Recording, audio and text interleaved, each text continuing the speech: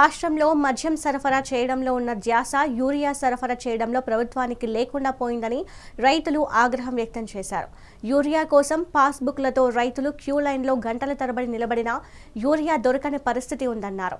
రైతులు ఖాళీ మద్యం సీసా పాస్బుక్లపై పెట్టి నిరసన వ్యక్తం చేశారు. యూరియా దొరకని రైతులు అధికారులను రైతు వేదికలో బంధించారు.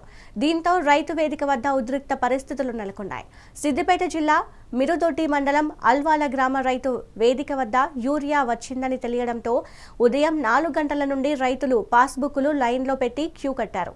కొంతమంది రైతులు ఖాళీ మద్యం సీసాలు పాస్బుక్లపై పెట్టి ప్రభుత్వ తీరుకు వ్యతిరేకంగా నిరసన తెలిపారు. ప్రతి గ్రామంలో మద్యం ఏరులై పారుతుందని, రైతులు పండించే పంటకు యూరియా కావాలంటే మాత్రం దొరకడం లేదన్నారు. యూరియా దొరకని రైతులు వ్యవసాయ అధికారులను రైతు వేదికలో బంధించి ఆందోళన చేశారు. రైతు వేదిక వద్ద ఒక్కసారిగా ఉద్రిక్తత పరిస్థితులు నెలకొనడంతో పోలీసులు రైతులను సముదాయించే ప్రయత్నం చేశారు. ఎంపీ రఘునందన్ రావు యూరియా కొరత లేదని కల్లబొల్లి కథలు చెప్పి రైతులను మోసం చేయడం సరైనది కాదని రైతులు విమర్శించారు. రైతులు యూరియా కోసం గంటల తరబడి యూరియా దొరకక వెనుతిరుగుతున్నారని ఆవేదన వ్యక్తం చేశారు. ఇప్పటికైనా కేంద్ర, రాష్ట్ర ప్రభుత్వాలు స్పందించి రైతులకు సరిపడా యూరియా అందజేయాలని డిమాండ్ చేశారు. రోజులు మాకు ఎలాంటి ఇబ్బంది లేదు, మసాలకు ఇబ్బంది లేదు, మందుకు ఇబ్బంది, దుక్కి మందుకు ఇబ్బంది లేదు, యూరియా సంచులకు ఇబ్బంది లేదు. మంచిగా మా ఊర్లకే వచ్చినాయి, మా ఊర్లకే వాడుకున్నాము.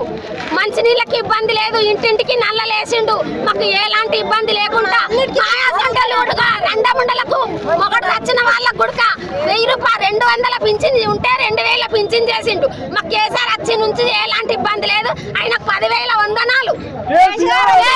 అంటే ఈ దబాయించి అడగడం, ప్రజలను భయభ్రాంతులకు గురి చేయడం, వాళ్ళ ఉనికిని కాపాడుకోవడానికి, వాళ్ళ మాట నిలబడడానికి, అయ్యా నువ్వు అధికారంలో ఉన్నావు, నీ మాట నేను నడుస్తుంది, మేము కాదంటలేం.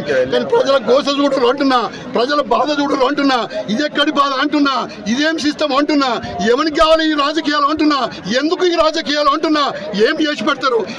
మీది తప్ప, మీ సంపాదన తప్ప, మీ భార్య పిల్లలు తప్ప, వీళ్ళందరినీ పిల్లలు కాదా, వీళ్ళందరినీ ప్రజలు కాదా? ఎటుపోతుంది ఈ ప్రపంచం? అందుకే అయ్యా ఓటర్ మాసేలా మీరందరూ ఆలోచించండి.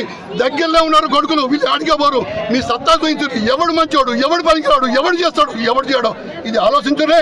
ఈ రాజకీయాలకు భవిష్యత్తు బాగుండాలంటే చేసేటోనికి, పని చేసేటోనికి పట్టం కట్టుర్రి.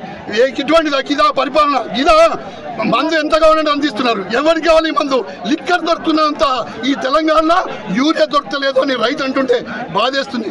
అయ్యా నేను మీ అందరి పక్షాన ఆ ప్రభుత్వానికి, కేంద్ర ప్రభుత్వానికి కాళ్ళు మొక్కి చెప్తున్నా, దండం పెట్టి చెప్తున్నా, ఈ రైతుల గోస తీసేది. రాజకీయాలు ఉంటే మీరు అప్పుడు చూసుకోండి, మీ దమ్మేందో అప్పుడు చూపిరి, రైతుల సత్తా ఏందో అప్పుడు చూపిస్తాం. ఇదంతా రైతులకు యూరియా కొరత లేకుండా చేయండి బిడ్డ. దయచేసి నాయకులు, కాంగ్రెస్ మంత్రులు, కాంగ్రెస్ ఎమ్మెల్యేలు ఏం మాట్లాడుతారు అంటే ఊళ్ళలో రైతులు ఏమంటారు అంటే లైన్లో ఉన్న వాళ్ళు రైతులు కాదు, ఓన్లీ రాజకీయం పబ్బం చేసుకునే అందుకే లైన్లలోకి వచ్చి ఉంటురు అని చెప్పు మంత్రులు మాట్లాడుతారు. ఇదంతా రైతులు కాదా? ఈ రైతుల గోస కాదా? కాంగ్రెస్ పాలన వచ్చింది ఇందుకేనా?